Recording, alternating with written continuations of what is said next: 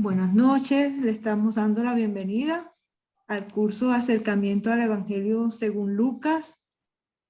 Gracias por conectarse de manera tan puntual en esta tercera sesión de este curso. Ya son las 7:04, vamos a comenzar. Nos sigue acompañando en estos encuentros el profesor y sacerdote jesuita, padre Jonathan Castiblanco Morales, que además es licenciado en Filosofía y Teología de la Pontificia Universidad Javeriana y en Sagradas Escrituras del Pontificio Instituto Bíblico de Roma. Actualmente sabemos que está estudiando doctorado en estudios bíblicos en Nueva York. Desde allá se nos conecta en esta noche. Padre, bienvenido. Muchas gracias por acompañarnos en estos espacios. A ti, Rose, y a Gabriel, muy buenas noches. A todos ustedes, muy buenas noches. Es un gusto. Ya vamos, imagínense, ya vamos en la tercera presentación. El tiempo cómo pasa de rápido. Nos quedan todavía con estas 5, entonces tranquilos.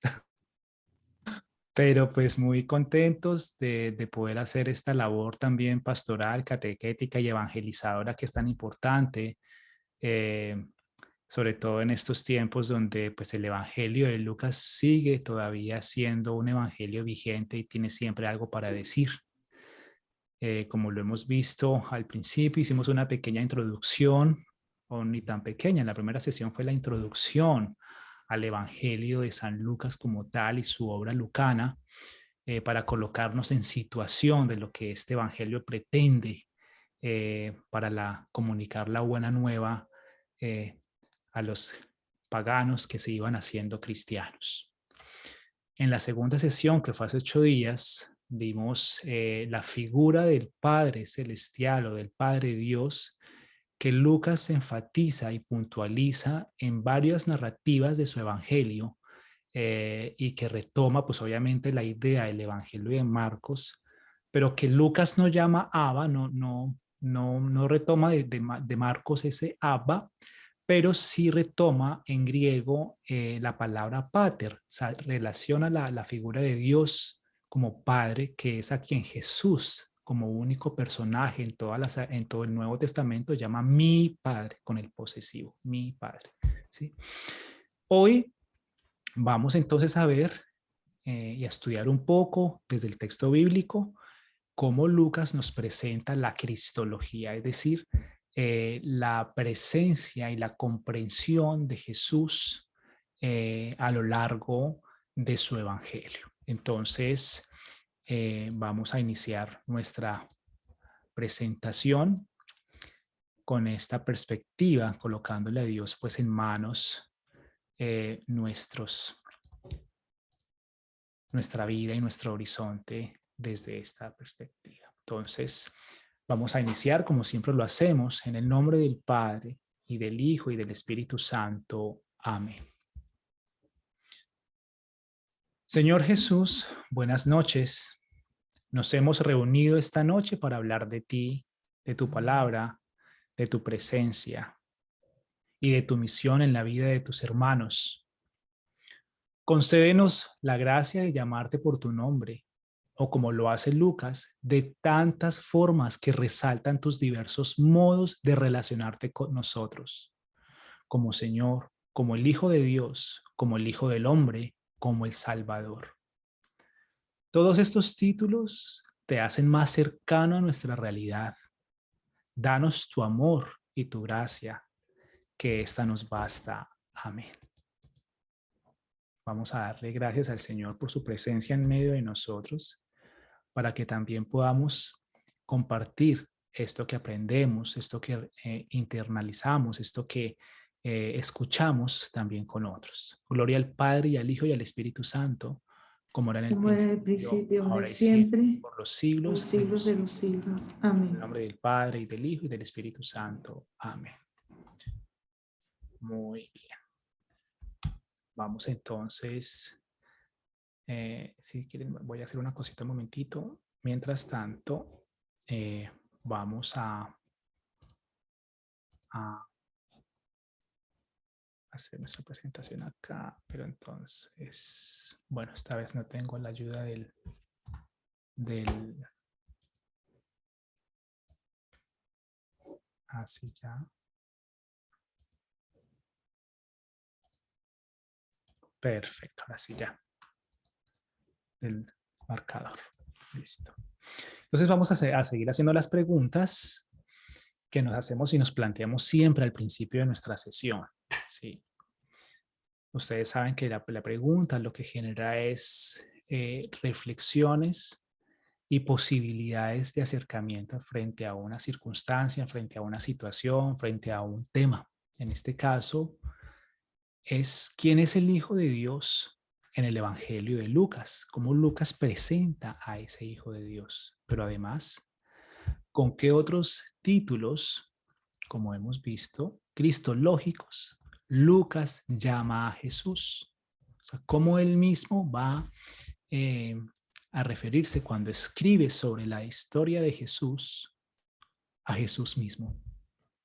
¿Cómo presentan las narrativas de Lucas la figura del Hijo? Es una pregunta también muy importante. Según Lucas, ¿cómo se revela Jesús en su infancia? Este también va a ser importante a lo largo del Evangelio de Lucas, sobre todo en los relatos de infancia. Pero también, ¿quién es Jesús en su ministerio público? ¿Estamos hablando de dos Jesús diferentes o estamos hablando del mismo Jesús, tanto en la infancia como en el ministerio público?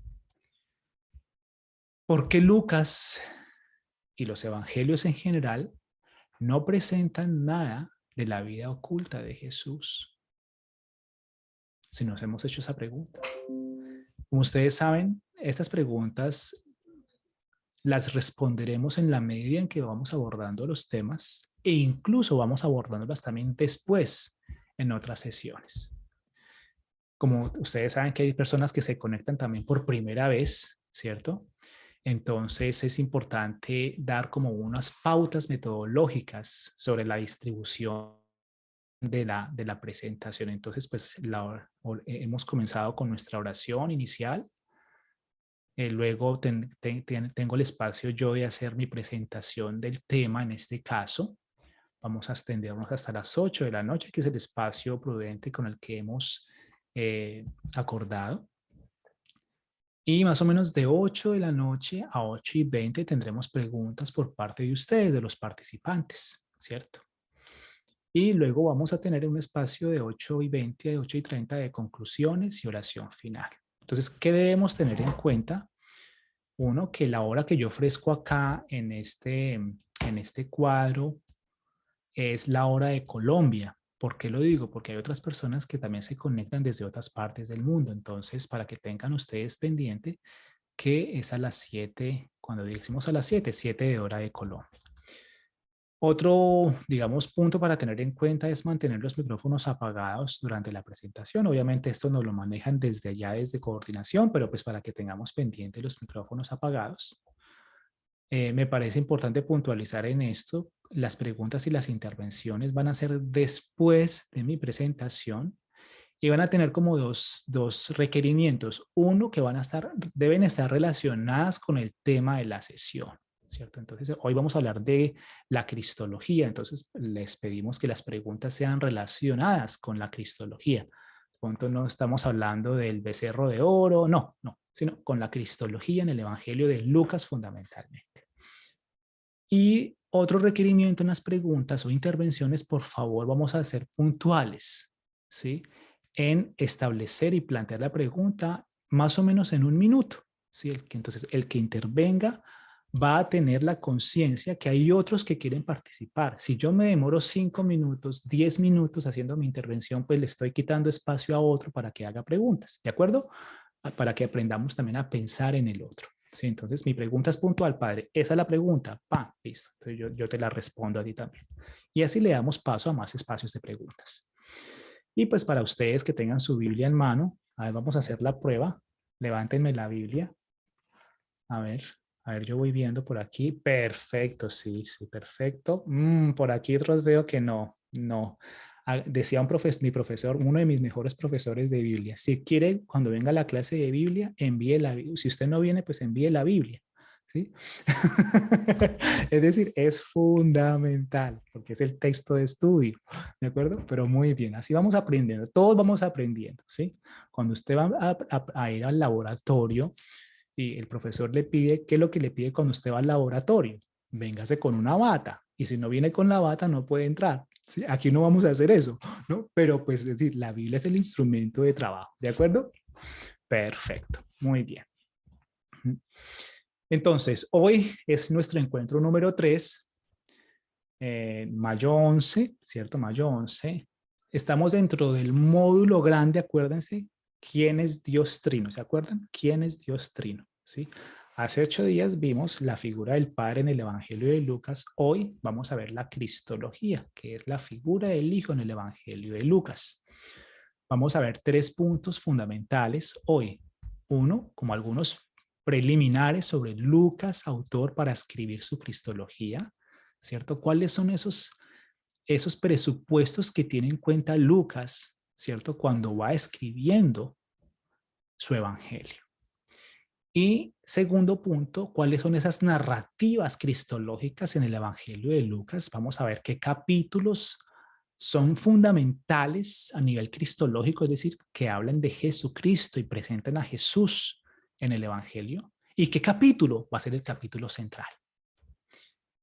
Que es el tercer punto. ¿Cuál es el capítulo cristológico por excelencia en el evangelio de Lucas? ¿Listo? Vamos a ver esos 3 puntos. Perfecto, comenzamos. En el primer momento, esos preliminares sobre el Lucas autor para escribir su cristología. En primer lugar, considero bastante importante aclarar qué es cristología. Ustedes saben, cuando uno va a estas clases o no, le van hablando a uno estas categorías como si uno supiera esas categorías. ¿No les ha pasado? ¿Sí?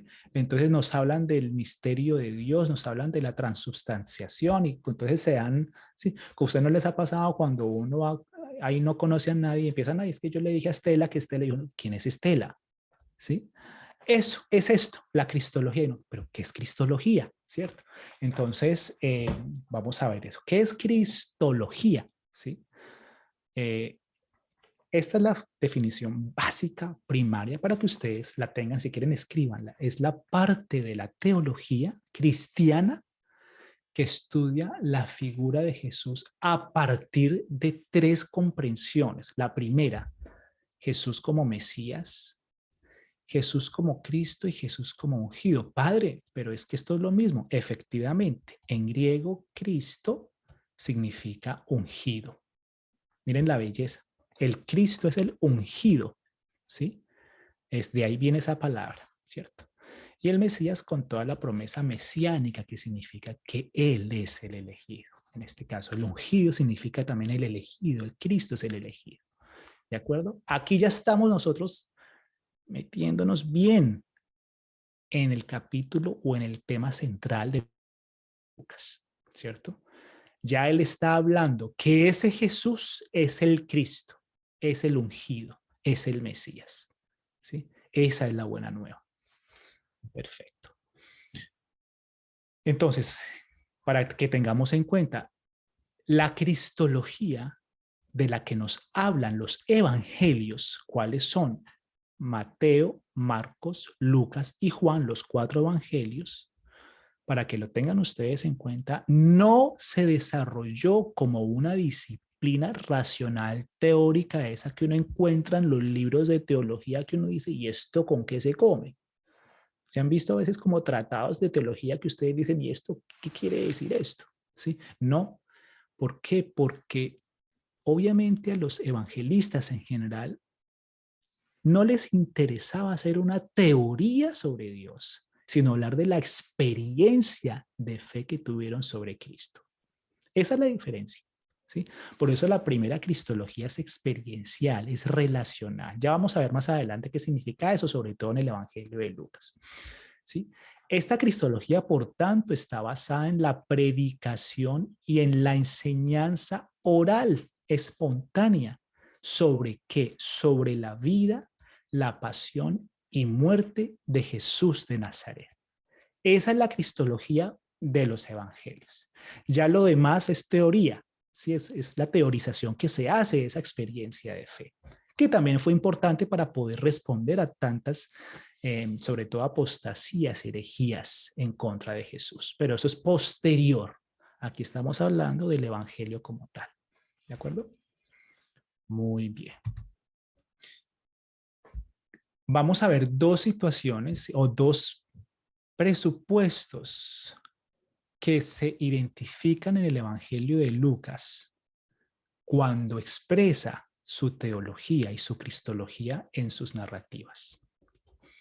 La primera de ellas es que Lucas es un escritor, es un evangelista. Acuérdense que evangelio, evangelion en griego significa buena noticia, buena nueva. Entonces, Lucas es un evangelista o un escritor tradicional.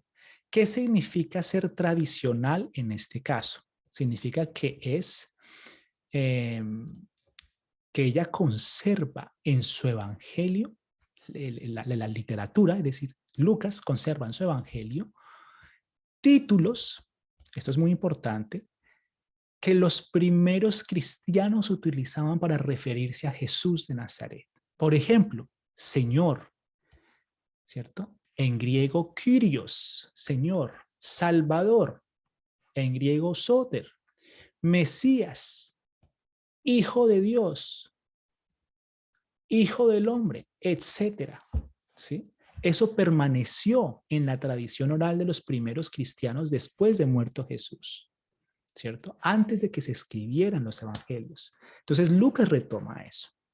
Cuando hablaban de Jesús lo llamaban el Señor hizo tal cosa, el Salvador hizo tal cosa, era el Mesías, era el Hijo de Dios, era el Hijo del Hombre, ¿de acuerdo? Por tanto, Lucas no es, aquí lo subrayo, un autor teórico. No nos está dando aquí tratados de teología aburridos. No. Lucas está transmitiendo una experiencia de fe con Jesucristo, que en este caso no sigue, por lo tanto, sistemas filosóficos o literarios de la época. Él simplemente manifiesta y expresa una experiencia de fe. ¿De acuerdo? Por lo tanto, la cristología de Lucas se presenta como una narración, está narrada. O sea, él nos va diciendo quién es Jesús a través de su narrativa. Él no explica. Lucas no dice, bueno, Jesús, Hijo de Dios, significa esto. No, él no lo dice. Él lo explica a través de las acciones de Jesús. Él no explica teóricamente a Jesús por eso, sino que nombra algún aspecto de la identidad de Jesús. Eso lo vamos a ver más adelante, ¿sí?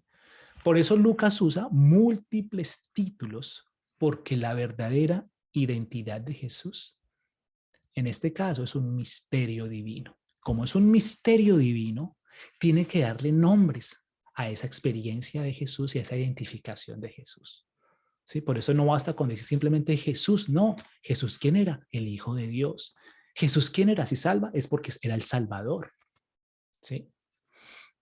En este caso es importante distinguir que el ser humano, por lo tanto, no puede entender o definir lo que es el misterio de Jesús. Está más allá de nuestras capacidades intelectuales. Por lo tanto, un autor como Lucas, al no poder acceder totalmente a esto que significa también el misterio divino de Jesús, vio la necesidad de expresar a través de diversos títulos esas realidades vividas, no teóricas, con Jesús. ¿Cierto? Es experiencial, como lo que estamos viendo en este momento.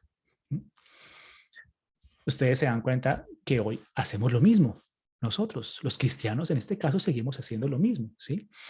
Nosotros le damos títulos o nombres a Jesús cuando lo identificamos con alguna situación especial, alguna realidad, alguna circunstancia por la que un pueblo pasa, por la que pasamos. Vamos a ver, por ejemplo, ¿se han escuchado hablar del Jesús de la Buena Esperanza? ¿Se han escuchado?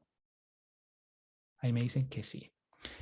Es esta es la imagen que uno ve. Aquí abajo dice Jesús de la Buena Esperanza, ¿cierto? Sí. Obviamente en el tiempo allá de Jesús no le decían así. Esto es posterior, ¿sí? ¿Por qué? Porque revela la necesidad de esperanza que hay de un pueblo. Entonces, Él es el Jesús de la buena esperanza. ¿Sí? Eso es un ejemplo. El Jesús de la misericordia, tan famoso, que a veces es un poco especial porque a veces es como que, sí, claro, la misericordia, pero entonces como que se vuelven como por allá diferentes Jesuses, ¿no? Entonces es el mismo Jesucristo, en este caso, que un pueblo que comienza en Polonia, ¿se acuerdan la historia de Sor Faustina Kowalska? ¿Sí? En su necesidad de un cambio de mentalidad de la época, de la culpa, del pecado, al amor de Dios que perdona. No quiere decir que ese Jesús exista desde el siglo XIX. No, no, no, no. ¿Sí? Es el mismo Jesús que es misericordioso siempre, ¿cierto? Pero que en este caso la experiencia y la necesidad de un pueblo se revela a partir de esta experiencia. ¿Sí? O el famosísimo sagrado corazón de Jesús. ¿Sí? Este es el corazón de Jesús que está sobre la cama de mi papá y de mi mamá. Entonces es precioso. Entonces resalta el amor ardiente del Señor por sus fieles. Miren aquí el corazón ardiente de Jesús, ¿cierto? Que se le manifiesta, por la historia cuenta, a Santa María Margarita de Alacoque y la acompaña un sacerdote jesuita que se llama San Claudio de la Colombière, a quien le pide que extienda su devoción a todo el mundo, ¿cierto? Porque quiere resaltar Jesús su ardiente amor por sus fieles, ¿cierto? Pero es ese amor ardiente de Jesús que está en los evangelios, ¿de acuerdo? Muy bien. Esa es una primera característica, que Lucas es tradicional, conserva y respeta, ¿cierto? Los títulos dados por las primeras comunidades, él los retoma y los plasma en su escritura. Lucas, además de ser tradicional, es un autor o un escritor o un evangelista modesto. Esta palabra me gusta mucho, ¿cierto? Porque no es pretencioso. Lucas no es soy un escritor y como escritor voy a proponer una super teoría. No, es modesto, ¿sí? Él hace pocas intervenciones. Cuando ustedes leen todo el Evangelio de Lucas, cuando puedan, entre semana, léanse el Evangelio de Lucas y dense cuenta que él, como el narrador o como el que cuenta la historia, él hace pocas intervenciones a título personal como narrador. ¿Sí? ¿No? No, a él no le interesa porque él no se está predicando a sí mismo, ¿cierto? Lucas no define quién es Jesús, como lo hemos visto. Jesús es la segunda, pero no, él no define quién es Jesús. ¿Qué hace Jesús? ¿Cómo muestra Jesús? Lo muestra a los lectores a partir de su manifestación. ¿En qué? En palabras y acciones que hace Jesús mismos y en las palabras de otros en la historia, que dicen que pues cosas puntuales, significativas, importantes sobre Jesús de Nazaret. ¿Sí? O sea, él le da lugar a la voz de Jesús, lo coloca incluso en primera persona y a lo que otros piensan sobre Jesús, llámense apóstoles o llámense otros personajes en el Evangelio. Esto es importante, por eso es modesto. ¿Cómo se caracteriza la cristología de Lucas? ¿Sí? Primero, la cristología de Lucas se muestra o se define a través de las palabras pronunciadas. En este caso, por figuras, ojo con este adjetivo, confiables en la historia.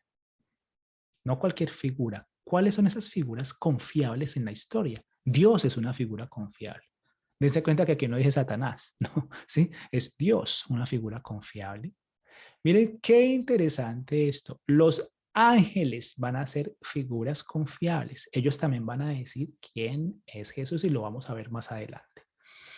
Figuras proféticas inspiradas por el Espíritu Santo. Un Simeón, por ejemplo, va a decir quién es Jesús, va a mostrar quién es Jesús. Jesús mismo va a decir quién es él. ¿Sí? Pedro y los apóstoles. Esto es importante. Dense cuenta que aquí Lucas no tiene intervención. Yo, Lucas, digo que Jesús, no. ¿Sí? Él le va a dar la voz a otros personajes confiables. Segundo, a través de las acciones, esto, ojo que esta palabra sí es importante, un poco elaborada, pero es importante, autorreveladoras realizadas por Jesús. O sea, cuando Jesús hace un milagro es que se autorrevela a Él como el Cristo, el ungido, el que es. Y a través de esas reacciones, ojo con esto, que pueden ser positivas o negativas de quienes se encuentran a Jesús en la historia. Hay momentos en que incluso van a decir los espíritus, ese es el Hijo de Dios. ¿Sí? Imagínense si el espíritu malo sabe quién es el Cristo, sabe quién es el Hijo de Dios, y nosotros nos damos el lujo de negarlo. Eso es paradójico. ¿Sí? Muy bien, en este caso entonces vamos a ver ya a entrar en materia. ¿Quiénes son los primeros que nos informan sobre Jesús en Lucas?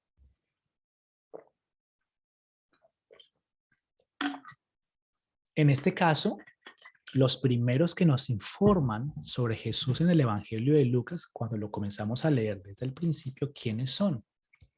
Miren lo interesante. Son los ángeles.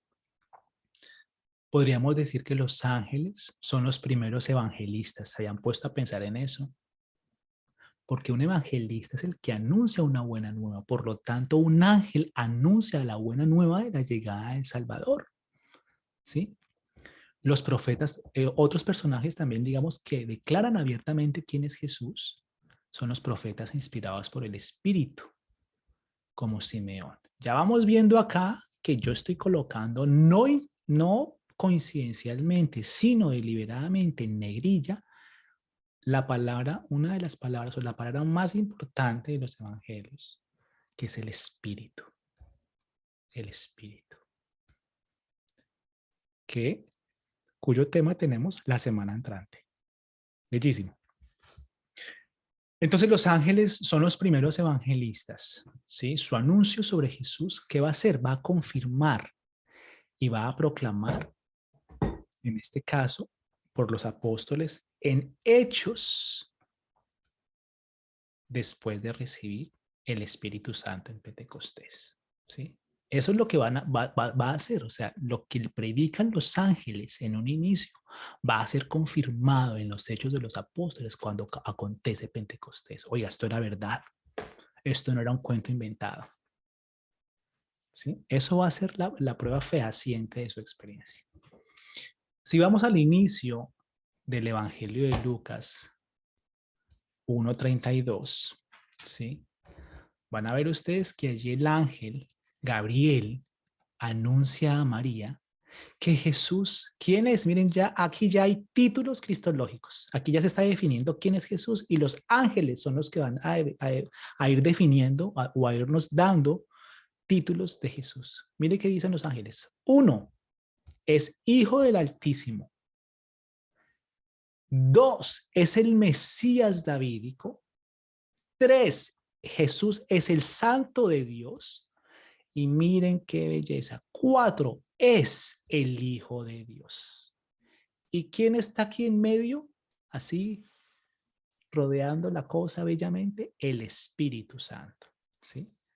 Es bellísimo. Alégrate, llena de gracia, el Señor está contigo. Ella se conturbó por estas palabras y se preguntaba qué significaría aquel saludo. El ángel le dijo, no temas, María, porque has hallado gracia delante de Dios. Vas a concebir en tu seno y a dar a luz a un hijo a quien pondrás por nombre Jesús. Ese es el otro título, el original, Jesús. Él será grande, le llamarán Hijo del Altísimo, y el Señor Dios le dará el trono de David, su padre. Reinará sobre la casa de Jacob por los siglos, y su reino no tendrá fin. María respondió, ¿cómo será esto posible si no conozco varón? El ángel le respondió, miren tan bello el Espíritu, ya está acá. El Espíritu Santo vendrá sobre ti, el poder del Altísimo te cubrirá con su sombra. Por eso el que va a nacer será santo y le llamarán Hijo de Dios.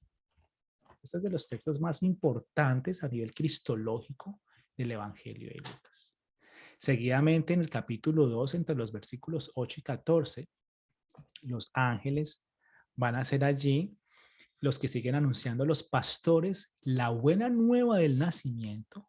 ¿De quién? Dice el texto, de un Salvador que es Cristo, el Señor, en el versículo 11. ¿Qué hacen los pastores? Dan a conocer este mensaje angélico a María y a los otros, en los versículos 17 y 19. Más adelante, en el mismo capítulo 2, 22-35, Simeón, aquí tienen esta imagen tan bella. Simeón es el profeta inspirado ¿por quién? Por el Espíritu Santo, ¿sí? A quien van a llamar también la experiencia de salvación de Cristo, luz para revelación a los gentiles y para gloria del pueblo de Israel. Versículos 30 y 32. Dice acá. Ahora, Señor, puedes, según tu palabra, dejar que tus siervos se vayan en paz, porque han visto mis ojos tu salvación. Aquí está. Jesús es la salvación, la que has preparado a la vista de todos los pueblos. ¿Sí? Luz, ¿quién es Jesús? Es luz para iluminar a las gentes y gloria de tu pueblo Israel. Bellísimo. ¿Sí? Aquí hay más títulos cristológicos. Reaccionan estas figuras importantes, personajes importantes, frente a la revelación de la identidad de Jesús. Acuérdense que el tema fundamental es la cristología, pero frente a esos títulos también tiene que haber reacciones, ¿sí? Entonces, las figuras o los personajes reaccionan, en este caso, con palabras o con cantos de alabanza, cuando una vez se manifiesta esa identidad particular de Jesús. Vemos, por ejemplo, en Lucas 1, 41-45. Dice el texto acá.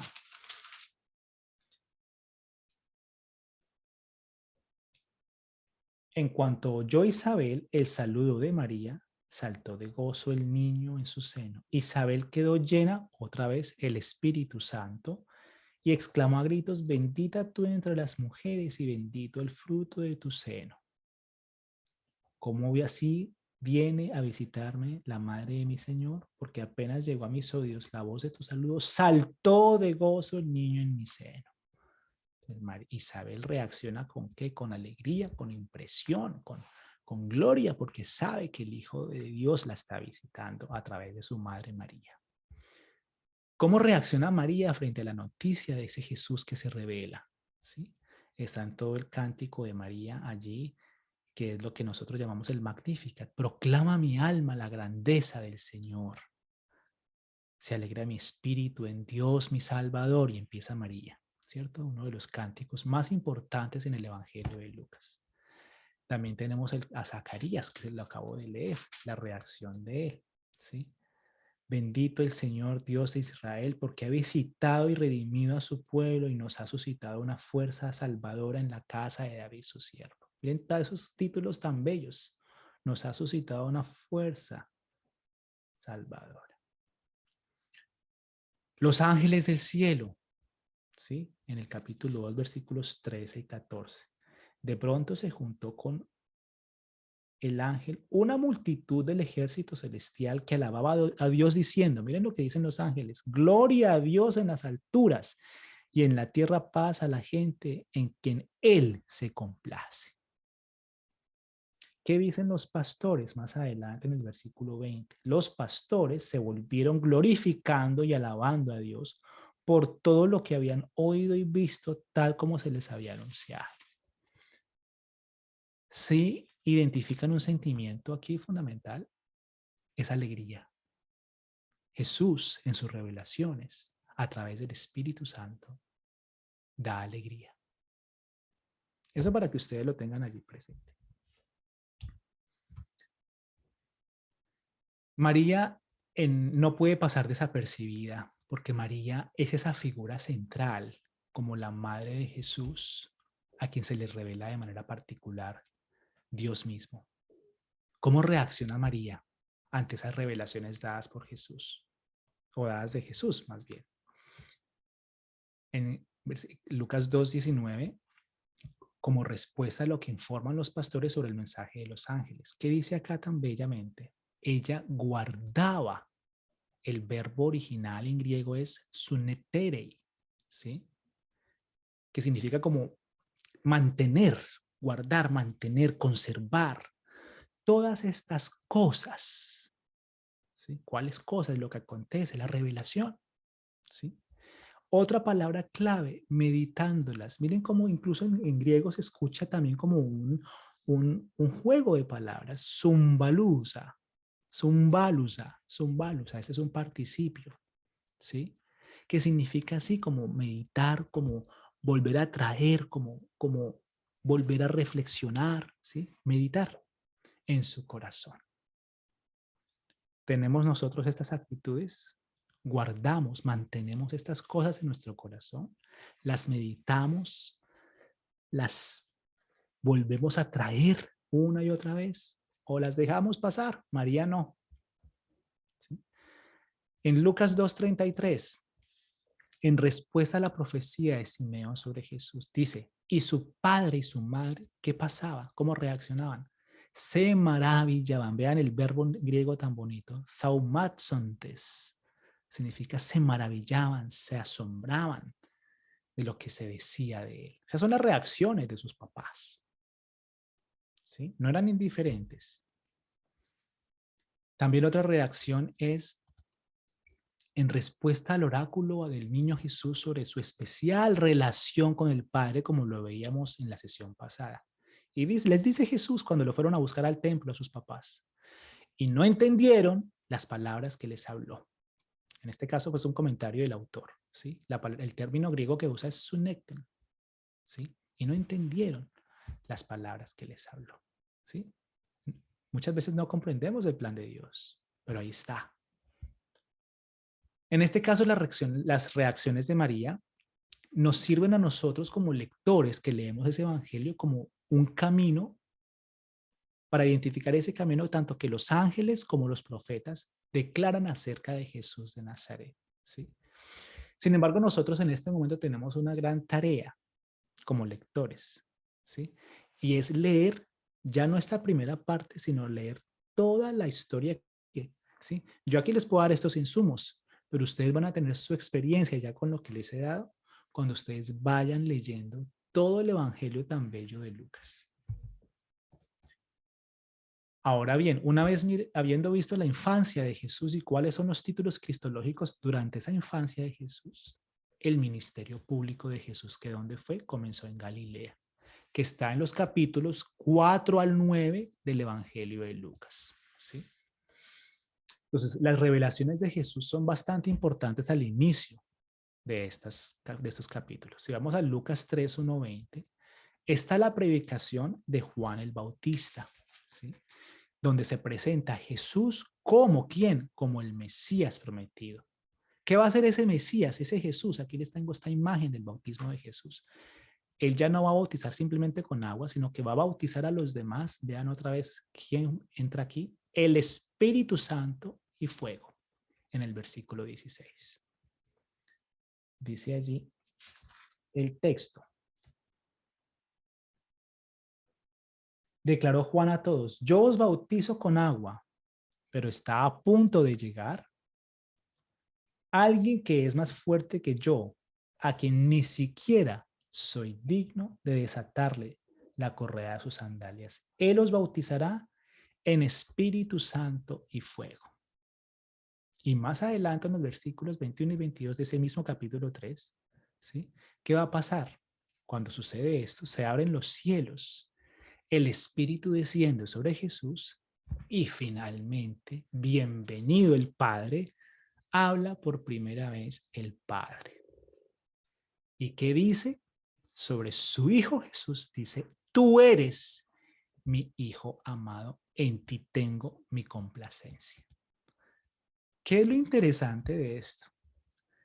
Que es Dios mismo quien está asegurando la identidad de Jesús como su Hijo. Esto va a ser clave. Y esto va a ser totalmente novedoso, digamos, como lo presenta Lucas en el bautismo, en las narrativas cristológicas. Viene otra, digamos, caracterización de Jesús en el capítulo 4, en los versículos 16-30, que es el sermón inaugural en la sinagoga de Nazaret. Aquí les tengo a ustedes, me gusta tenerles siempre un pequeño tip geográfico. Todo esto que ustedes ven en este recuadro, obviamente, es Israel. Este es el mar Mediterráneo, donde que ustedes ven acá es el mar Mediterráneo. Pero toda esta parte costera pertenecía en su momento a Israel, ¿sí? Donde está dividido, por ejemplo, está dividida la región de Judea, si la ven allí, en esta gran región acá, que en este momento estoy subrayando yo. Está el famoso Mar Muerto, que lo estoy subrayando. Vean dónde queda Jerusalén. Vean, Jerusalén queda relativamente cerca al Mar Muerto. Vean dónde queda Belén, donde se dice que nació Jesús. Vean dónde probablemente queda Maús, ¿sí? Cuando dicen que Jesús estaba en Galilea, miren, Galilea es esta región, no es una ciudad, es una región, veanla, es una región hacia el norte de Israel que es muy bella, de alguna manera es más verde que Jerusalén. Ya Jerusalén, como queda cerca del Mar Muerto, es bastante desértico, ¿sí? A Jesús le encantaba la naturaleza y le costaba de alguna manera ir a Jerusalén. Entonces, por eso él subía a refrescarse arriba, no es tan cerca, a Jerusalén, a Galilea. ¿Sí? Entonces, vean acá, por ejemplo, Magdala, vean Caná de Galilea, vean Nazaret. ¿Sí? Y aquí está el famoso lago o mar de Galilea o lago de Tiberíades, donde Jesús caminó sobre las aguas, ¿cierto? Entonces, eso para que lo tengamos presente. En Nazaret, cuando dice todo comenzó en Galilea, fue en esta región tan bella, ¿sí? Allí, entonces lo que va a pasar es que en Nazaret, en la sinagoga, Jesús va a declarar que el oráculo, en este caso de Isaías, que cita Isaías 61, 1, 2 y 58, 6, que se cumple en él, ¿sí? Lo va a decir Jesús. Y que él es el ungido, o sea, él es el Cristo, facultado por quién, por el Espíritu Santo, para 4 cosas. 1, para anunciar las buenas nuevas a los pobres. 2, para proclamar la liberación de los cautivos y un buen año del Señor. 3, para dar vista a los ciegos. Y 4, para poner en libertad a los oprimidos. Aquí había esclavitud también, pero no solamente se refiere a una esclavitud real, física, de privación de libertad, sino a esa falta de libertad interior, como a los ciegos. No solamente los ciegos que no ven, claro, hablaba de ellos, pero sobre todo a los que no ven el camino de la vida en realidad. ¿Sí? Lo mismo acá, esa liberación a los cautivos es eso. ¿Mm? Perfecto. Entonces, en Galilea, la identidad de este Jesús es poderosa. Él es un maestro. Él sana. Estamos en el ministerio público por eso. Él exorciza. Él expulsa demonios. ¿Sí? Entonces, lo que Jesús dice y hace sobre todo es lo que va a revelar. Dense cuenta que no hay teorías. Lucas simplemente nos presenta qué es lo que está haciendo Jesús y a través de lo que hace Jesús, el lector va entendiendo quién es Jesús. Vamos entonces en este capítulo cristológico fundamental. Es el capítulo 9. Es el capítulo clave en la cristología narrada de Lucas. Si vamos a Lucas 9:9, ustedes abran sus Biblias. Lucas 9:9 dice allí: Herodes comentó: yo decapité a Juan. ¿Quién es pues este de quien oigo tales cosas? Y esperaba una ocasión para verle. Es el que pregunta: ¿quién es Jesús? Esa pregunta la hace Herodes. ¿Sí? Es la pregunta cristológica por excelencia. ¿Sí? ¿Quién es Jesús? Tanto él como los demás quedan perplejos. ¿Qué dice la gente? Unos decían que Juan había resucitado de entre los muertos, otros decían que Elías, quien había aparecido, otros que uno de los profetas. ¿Se acuerdan de ese momento del Evangelio? ¿Sí? ¿Quién dice la gente que soy yo? Ahora, ¿quién dices tú que soy yo? ¿Qué dice Pedro? Ah, sí, Señor, tú eres el Cristo de Dios, o sea, tú eres el elegido. Eso lo va a decir Pedro en el versículo 20 de ese mismo capítulo 9. Dice allí, estando una vez orando, acuérdense de la oración, ¿sí? Para Lucas es muy importante colocar a Jesús siempre en oración. Estaba una vez orando a solas en compañía de los discípulos, les preguntó, ¿quién dice la gente que soy yo? Ellos responden, ah, sí, mira, unos dicen que Juan el Bautista, otros dicen que eres Elías, otros dicen que eres uno de los antiguos profetas que ha resucitado. Imagínense, esto es como un chisme, esto es un chisme. Jesús le pregunta, bueno, pero ¿quién dice? Dije, pero Jesús estaba orando. Imagínense, el texto no nos lo dice así, pero nos invita a pensar. Jesús plantea la pregunta estando en oración con su Padre. Y seguramente escucha el rum rum de los apóstoles, escucha esas voces, incluso fastidiosas, incluso incómodas, charlatanas, que hablan más de la cuenta, ¿sí? Y les pregunta, oigan muchachos, ¿quién dice la gente que soy yo? ¿Sí? Y van y le responden esto. Ah, sí, que eres Juan el Bautista o que eres Elías o que uno de los antiguos profetas que ha resucitado. Imagínense cómo se sentiría Jesús. ¿Sí? ¿No? Como que dice, ay, otra vez. Estos son tercos, estos no entienden. Dice, entonces les pregunta a él, ok, listo, ok, eso dice la gente. Para él es importante qué dicen sus amigos, qué dicen la gente que él ama, porque él también ama. Bueno, muchachos, ¿y ustedes qué dicen de mí? ¿Qué piensas de mí? Cuando uno hace esa pregunta a una persona, esa pregunta no es fácil de plantearla ni de escuchar la respuesta. Oye, ¿tú qué piensas de mí? Y la gente lo que le dice a uno es lo que uno quiere escuchar, que, ay, que eres una bellísima persona, que eres espectacular, ¿sí? Y nadie le dice a uno, oye, yo creo que tú deberías mejorar en esto. Yo creo que tú deberías, no, nadie, porque pues uno tampoco es tan preparado psicológicamente para aceptar una crítica constructiva, ¿no? Uno generalmente personaliza las cosas, ¿sí? Entonces Jesús sí era lo suficientemente maduro. Pero vosotros, ¿quién decís que soy yo? Entonces le contesta a Pedro, la super respuesta, tú eres el Cristo de Dios. Entonces les ordenó enérgicamente que no dijeran esto a nadie. Por ahora no es el momento de mi manifestación. Dios no me lo ha mostrado que debe ser ahora. Calladitos, sigamos adelante. ¿Sí? Son los misterios de los evangelios. Por ahora no. Padre, pero ¿por qué no permite? Pues eso pregúnteselo a Jesús. No era el momento, no era el momento. ¿Sí? En el versículo 22 también va a ser importante porque Jesús va a colocar esa sumisión. Ojo a esto, no mediante la conquista poderosa de un rey, el rey que querían todos, poderoso, rico, ostentoso, pomposo. No, ese reinado de Jesús no era ese, sino como el Hijo del Hombre que sufrirá y resucitará. Vean ese versículo 22, subráyenlo. ¿Cuál es la misión de Jesús? Capítulo 9, versículo 22.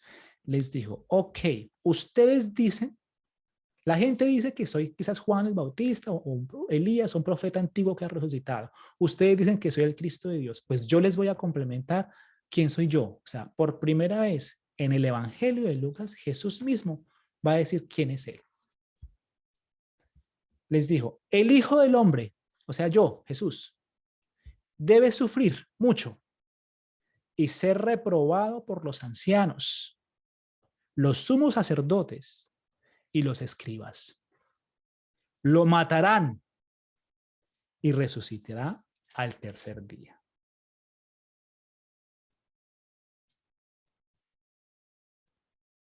¿Cómo creen que quedarían los discípulos frente a esa respuesta? ¿Cómo va a ser como David, como Saúl, como Salomón, que nos va a tener a nosotros al lado con oro, con pompas, con vestidos grandes? Ay, no, que yo no quiero ser rey. Pero ni así entendían los discípulos. Y más adelante, en los versículos que siguen, ¿sí? No solamente los discípulos dicen quién es Jesús, o Pedro, no solamente basta con que Jesús mismo diga quién es Él, sino que el Padre confirmará esa autorrevelación de Jesús en la escena de la transfiguración. ¿Y a través de qué? De la oración. En la transfiguración es cuando se va a revelar la identidad de Jesús, que se hace visible a los discípulos y la confirma Dios el Padre cuando dice, este es mi hijo, mi elegido, escucharlo. Entonces, pregunta, ¿quién es Jesús para el Padre? Es el hijo. ¿A quién? A quien hay que escuchar. ¿Sí? Ustedes saben que en la transfiguración hay dos personajes proféticos. Uno es Moisés y el otro es Elías. ¿Sí se acuerdan de esta parte? Ahí está en la imagen que les presento. Moisés representa lo que es la Torá, la enseñanza, la ley. Y Elías representa lo que es el profetismo, los profetas. Por eso él es como el profeta más representativo en este momento. ¿Qué hacen ellos dos? Representar la misión que tiene ahora Jesús, que es dar continuación a esa ley, a esa enseñanza, a esa instrucción, ¿sí? Y ser el profeta prometido, el cual está dispuesto a hacer lo que Dios ha hecho, a continuar lo que Dios ha hecho con Israel. Esto es clave, ¿sí?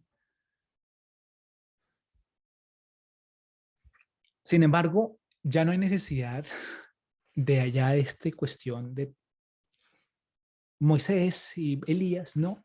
Lo que nos dice la transfiguración es que es solo en Jesús que es suficiente para poder llegar al Padre. Pero debemos escucharlo y no solamente escucharlo y seguirlo, dice Lucas 9:23 siguientes. Después de haber dicho Jesús quién era él, el Hijo del Hombre debe sufrir.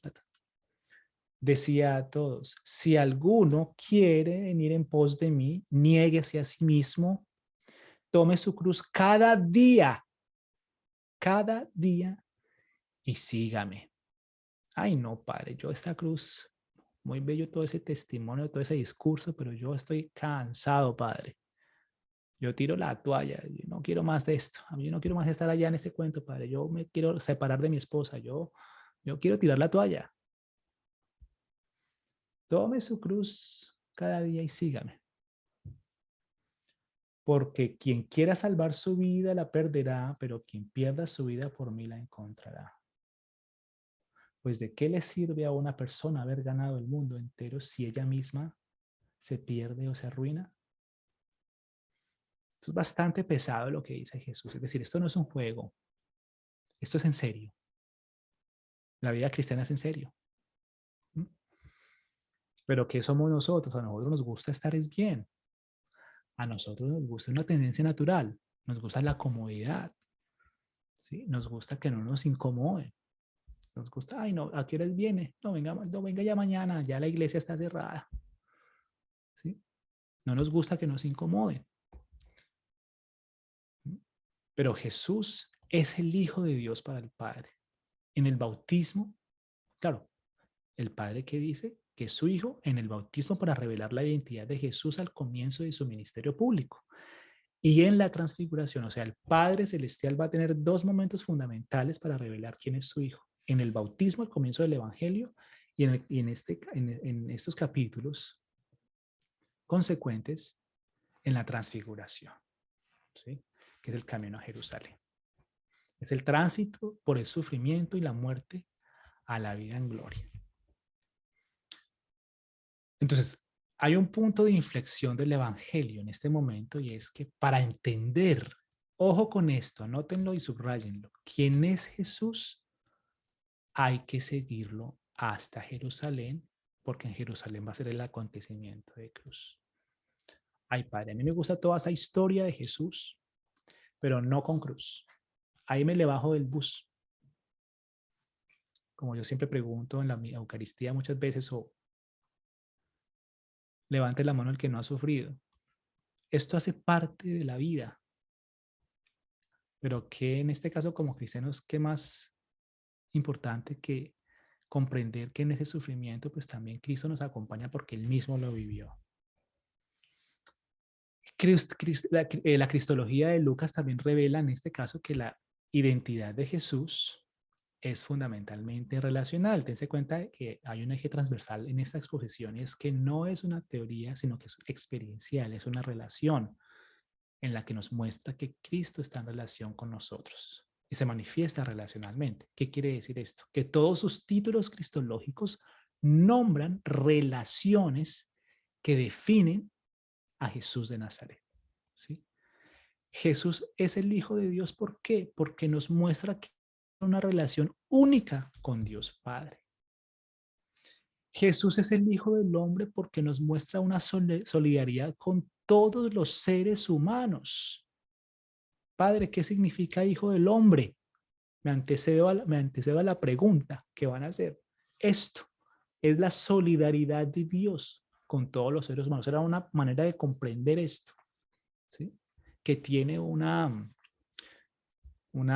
antecedente, sí, del Antiguo Testamento con Daniel, pero en este caso, pues, lo retoma a la perspectiva de Jesús. Que es el Mesías, el Cristo, porque está hablando de una relación con el pueblo de Israel, en este caso con el nuevo pueblo cristiano. Que es el Salvador, porque denota una relación con los pecadores y los necesitados que necesitan ser salvados por alguien, en este caso Jesús. Y que es el Señor, porque es la relación con los que le siguen a Él. Tú eres mi Señor, yo te sigo. Muy bien, vamos a dar entonces espacio, siendo muy puntuales, las 9 de la noche. Vamos a dar entonces espacio a las preguntas e intervenciones, ¿cierto? Entonces, acuérdense el tip, por favor. Preguntas relacionadas con el tema y vamos a plantear la pregunta en el espacio de 1 minuto. ¿De acuerdo? Porque también hay otras personas que quieren participar. ¿De acuerdo? Entonces, pues vamos adelante. Por favor, vamos a darle la moderación en este caso. Bueno, Rosy o Gabriel que nos ayuden en la moderación para tener presente allí. Listo, Padre. Pues muchas gracias y recordamos los dos criterios que nos ha dado el Padre para participar. Preguntas relacionadas con el tema de esta tercera sesión, que es muy basado, muy centrado en la cristología de Lucas, y preguntas concretas que no pasen de 1 minuto. Entonces, a ver, Gabrielito, si nos abres para Jorge Molina. Listo, Por Rosy. favor, entonces, por favor, que me gusta que se presenten, como de dónde nos hablan, qué relación tienes con la iglesia, para contextualizarnos. Adelante. Bueno, buenas noches, padre. Jorge Molina, desde Barranquilla, segundo retiro de Maús, hombres de Torcoroma en Bogotá y actualmente Santa Teresita aquí en la ciudad de Barranquilla. Buenas noches. Gracias primero por todas las enseñanzas que nos deja hoy. Y mi pregunta relacionada con el tema para cumplir con los preceptos es, sabiendo que Lucas no fue discípulo directo, Jesús es su discípulo, pero no fue directo, o sea, no vivió con él. Esto me parece grandioso que toda la historia que nos cuenta y además la profundidad con todo lo que tiene que ver con la vida y obra de Jesús. ¿Listo? Entonces mis dos preguntas son, en una sola es, ¿por qué el evangelista Lucas aparece en tercera posición dentro de los evangelios? ¿Sí? ¿Y por qué usted decide hablarnos de Lucas? ¿Por qué toma esa decisión? Esas son mis dos preguntas.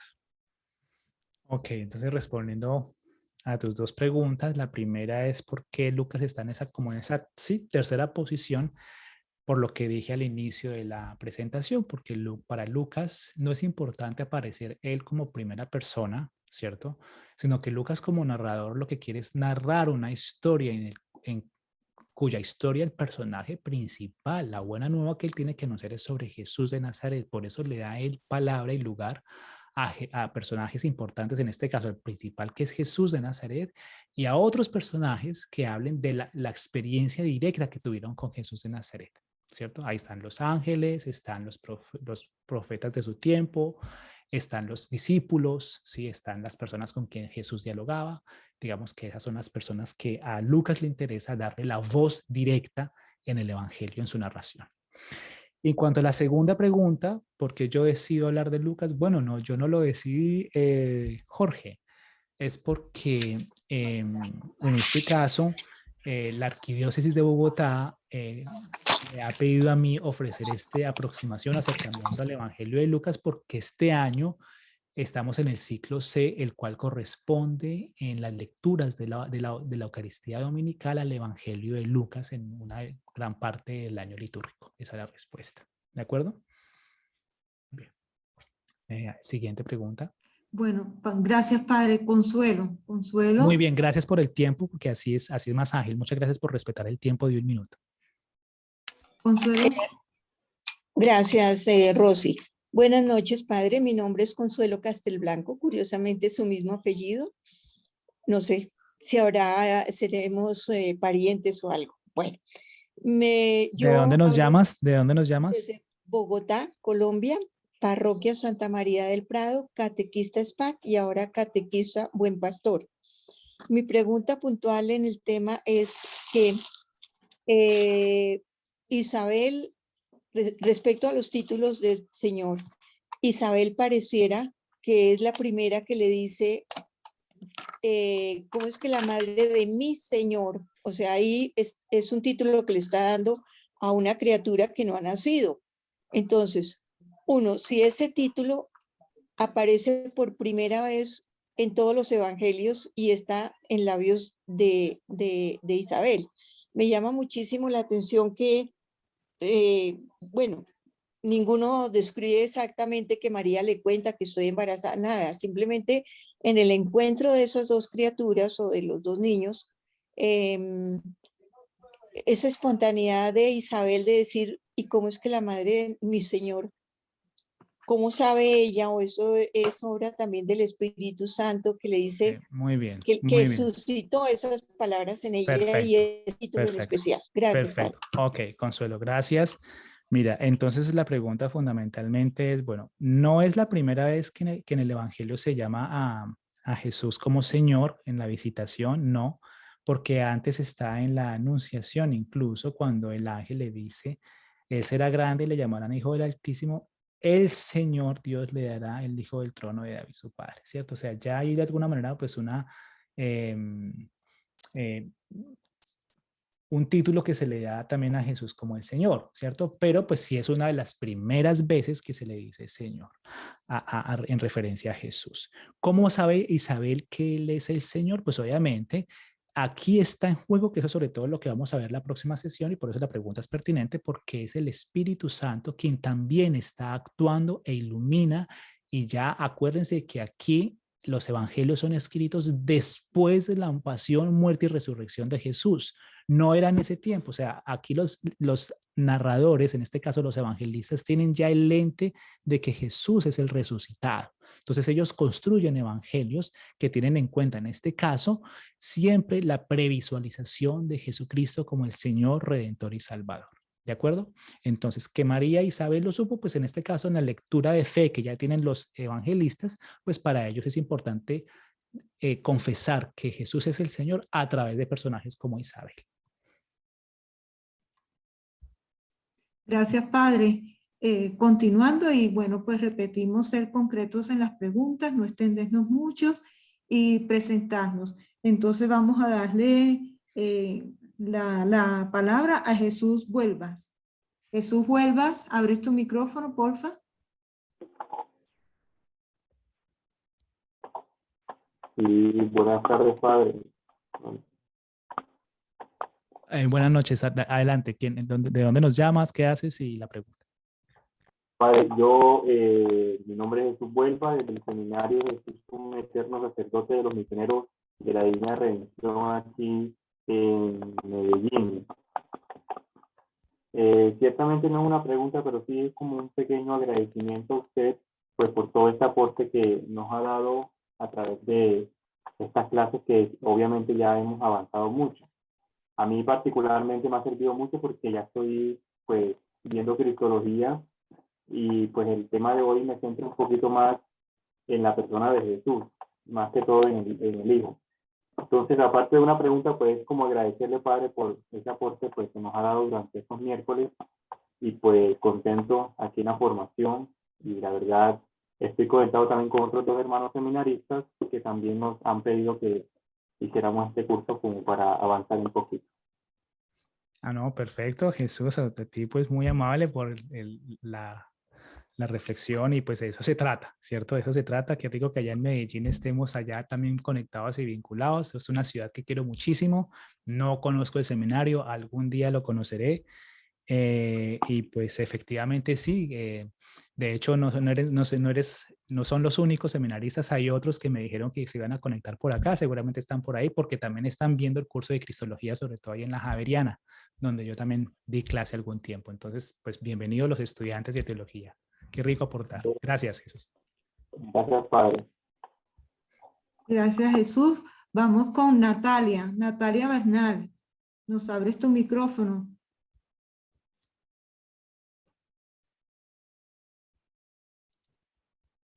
Natalia, por favor. Sí, gracias.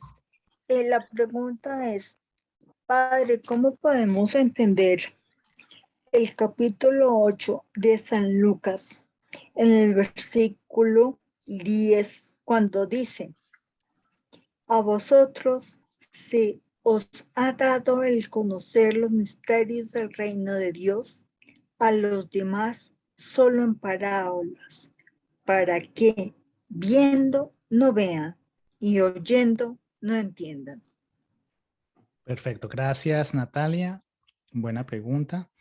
A ver, vamos aquí al tema fundamental de lo que hablábamos también en una parte de la sesión, y es que los misterios no se definen como tal en los evangelios. En ningún evangelio se define teóricamente un misterio, ¿sí? Sino que se manifiestan o se expresan a través de acciones revelatorias o autorrevelatorias de la persona de Jesús. Eso es claro, ¿cierto? Entonces la cuestión es, claro, Jesús se les revela a su manera. Eso aparece, digamos, dentro de este contexto a los discípulos, ¿sí? Seguramente tendrían experiencias, conversaciones. Los evangelios no nos cuentan así como nada de eso.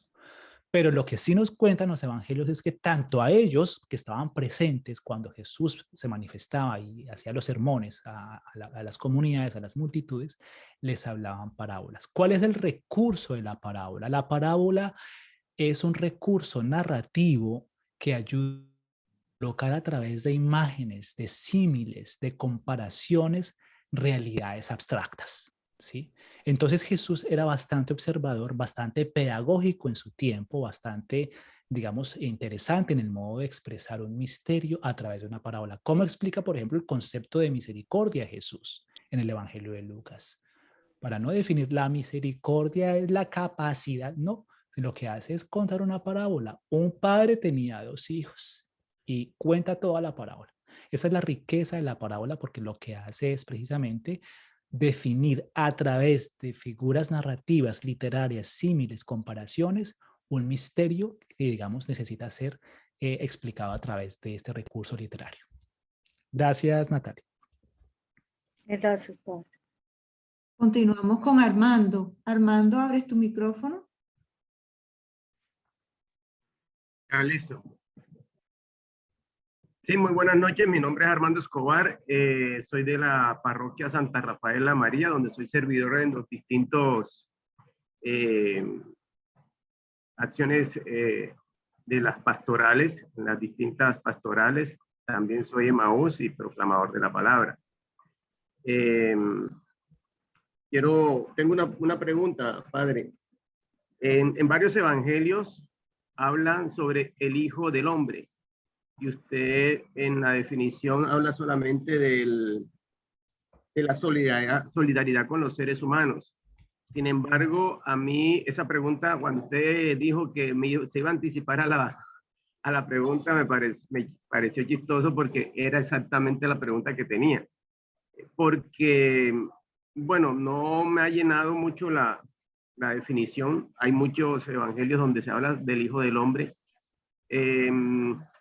No sé si en la interpretación o el discernimiento que le he dado a ese término es que el Hijo del Hombre, pues, él se refiere a Dios, a su Padre. Entonces, Dios es el hombre y todos somos hijos de ese Dios. Entonces, no lo tengo muy claro. Creería que podría seguir investigando, pero sí sé que en más de un evangelio hablan del término el Hijo del Hombre. Yo soy el Hijo del Hombre. Creo que la reflexión puede ser un poquito más profunda. Esa es mi primera inquietud. Y la segunda habla sobre por qué quería saber si en la Torá también está escrito el Evangelio de Lucas, porque entiendo que ahí, en todo lo que usted acaba de explicar muy bellamente y con mucha razón, citando cada uno de los versículos de San Lucas, donde dice, ¿quién soy yo? Porque en el Islam no reconocen aún a Jesús como el Mesías, sino como un profeta.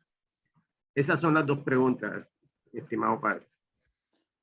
Perfecto. Mira, entonces en cuanto a la primera pregunta, sí, podría decir que el Hijo del Hombre es un título que no es original del Nuevo Testamento, sino que es un título que se remonta, como lo decía, al libro de Daniel, específicamente en el capítulo 7. Si ustedes van al capítulo 7 del libro de Daniel, versículos 13 siguientes, dice lo siguiente: yo seguía mirando y en la visión nocturna, porque es un libro apocalíptico, vi venir sobre las nubes del cielo alguien parecido a un ser humano, quien se dirigió hacia el anciano y fue presentado ante él. Le dieron poder, honor y reino, y todos los pueblos, naciones y lenguas le servían.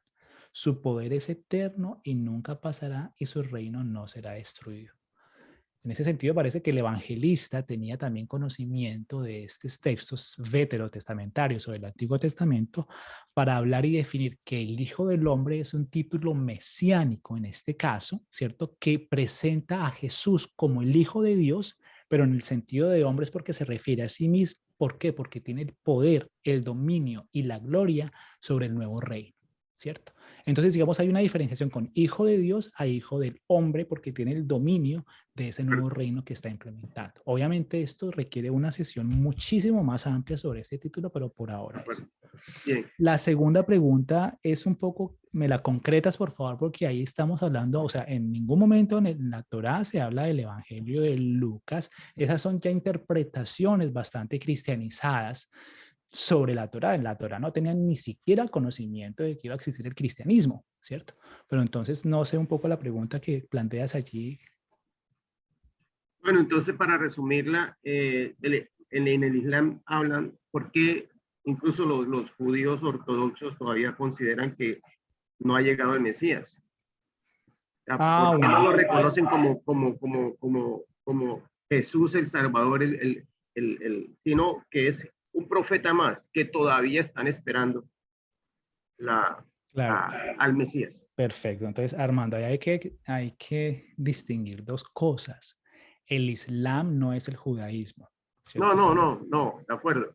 Pero ¿por qué no lo han aceptado todavía? Claro, y no lo han aceptado y no lo van a aceptar, porque es que los fundamentos de su religión optan por todo lo que significa la Biblia hebrea. De hecho, ellos no llaman Antiguo Testamento ni Nuevo Testamento, porque ellos no tienen ningún Nuevo Testamento y ellos no hablan así como de testamentos. Ellos hablan de su pacto que está en la Torá y que pertenece a otras dos colecciones que además de la Torá son los escritos y los profetas, ¿cierto? Entonces ellos siguen quizás esperando, ¿cierto? Un Mesías, lo siguen esperando, y Jesús no les cumple sus expectativas.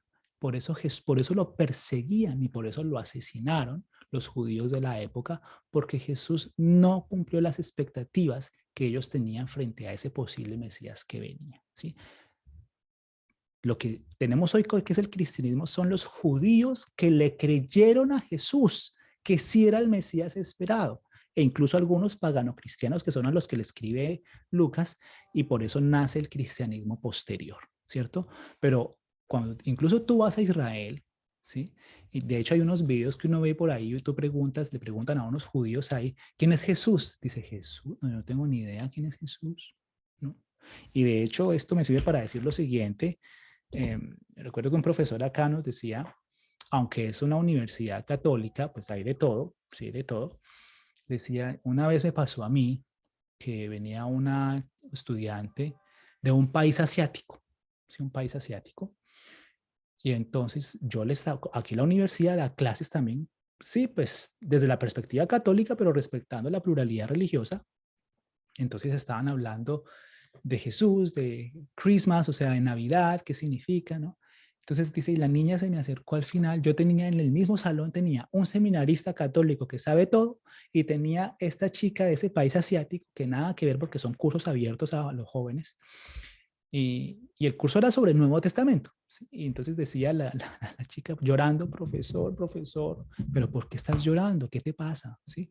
Profesor, es que yo no sé qué es Christmas, Navidad, yo no sé qué es Jesús, no tengo ni idea, ¿sí? Es decir, nosotros como cristianos, y sobre todo en Colombia, que somos tan súper cristianos y súper católicos, ¿sí? No nos imaginamos que hay en otras partes del mundo otros credos religiosos o otra gente que nada que ver y que no por eso, pues, tiene que conocer que Jesús es lo que pasa con lo que, atendiendo a tu pregunta. No todos creyeron, y lo dice sobre todo el Evangelio de Juan. No todos creyeron, unos creyeron, otros no creyeron. Esos que no creen siguen esperando y creyendo en lo que es su religión, que es el judaísmo. ¿De acuerdo? Perfecto. Gracias, Padre, por esa aclaración tan precisa. Vamos a ir cerrando este espacio de preguntas. Ya son las 8:20. Entonces, con Adriana, Perfecto. ¿te La abres tu última. micrófono? Sí, correcto, Padre.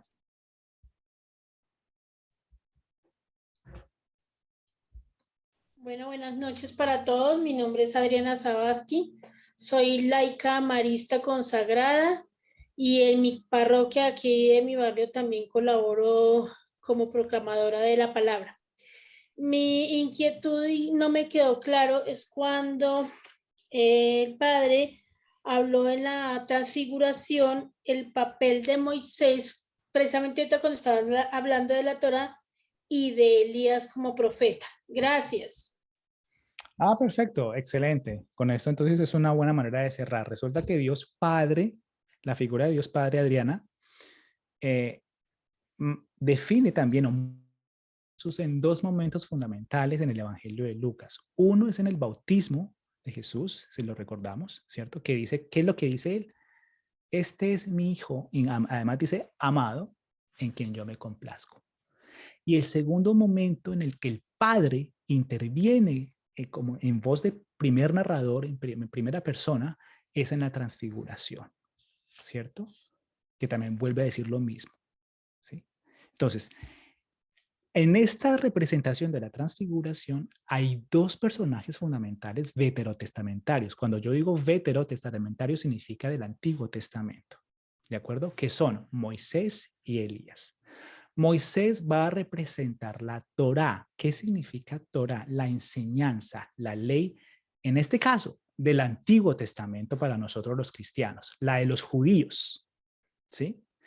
Y Elías va a representar la figura más representativa de los profetas es Elías, ¿sí?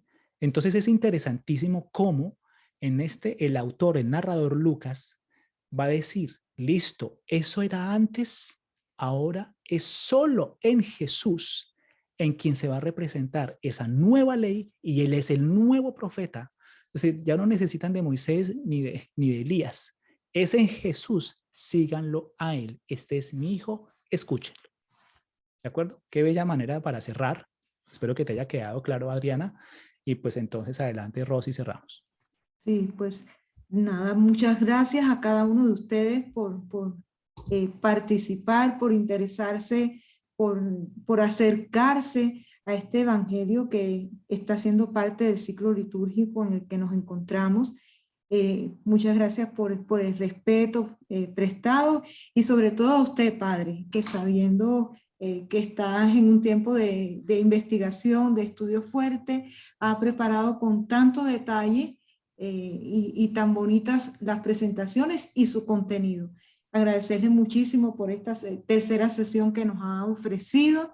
Y bueno, pues seguimos en expectativas, los esperamos a todos, a todas, para el próximo encuentro, el próximo miércoles, puntuales y a la hora. Padre, esperamos su bendición. Bueno, entonces vamos a darle gracias al Señor para que nos bendiga a todos nosotros. Si quieren nos disponemos ya para ir terminando nuestra oración en este caso. Ha sido pues un encuentro muy bello. Yo también por ahí leo los comentarios, entre semana me gusta volver a ver la presentación, volver a escuchar. Cuando ustedes pueden, si les queda tiempo, también háganlo, porque dice San Ignacio de Loyola que es importante repetir.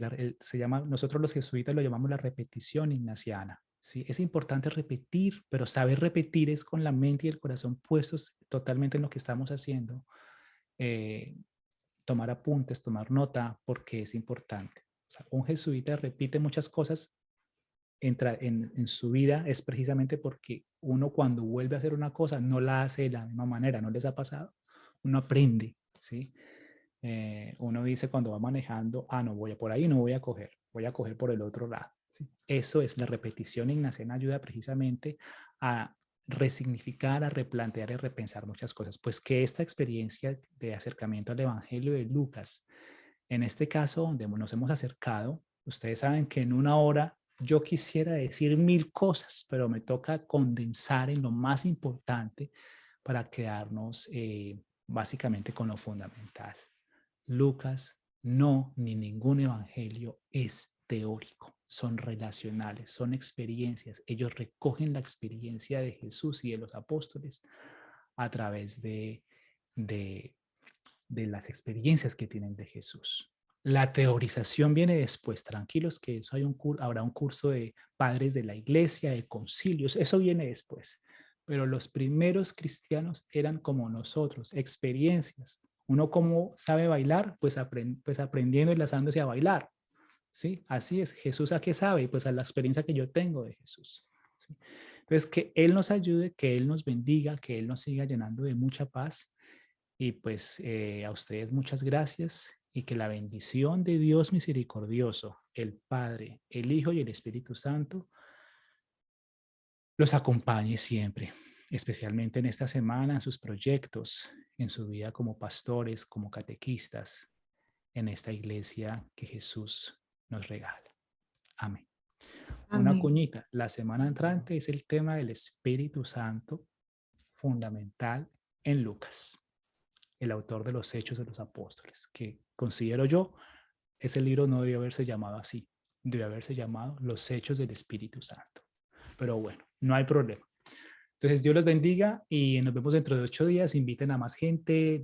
Esto está abierto para todos. Entonces, también hagan preguntas, intervengan, que aquí se les reciben. ¿Cómo funcionó de bien el tema del tiempo? Más personas preguntaron, entonces así se organiza más. Dios los bendiga y feliz noche.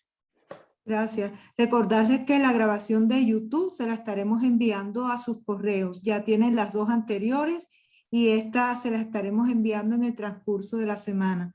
A Gabriel, nuestro compañero de equipo, también gracias por su apoyo en este encuentro y en esta coordinación de la plataforma. Gracias, Padre, y bueno, pues muy buenas noches. Perfecto. Un saludo para todos.